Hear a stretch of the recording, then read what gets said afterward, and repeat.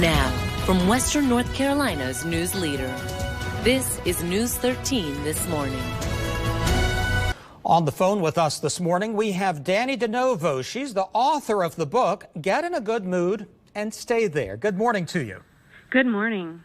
It's tough to stay in a good mood during this pandemic. How do we do it?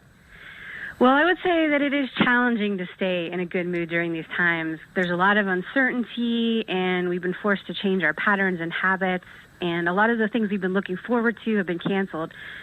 So I think during these times, if you are focusing on the how, you aren't going to be very successful keeping your good mood. Instead of how do I stay in a good mood, I think you need to focus on your why. Why is it important to you to be in a good mood? Why does staying positive, what does staying positive mean for you and others around you? Well, a lot of people are, in fact, depressed. Some are broke. Others have relapsed, becoming dependent on drugs or alcohol. What do you say to them? I think that during times like these that seem a little dark, we tend to do a few things. First, we become a little short-sighted and we forget that things are temporary.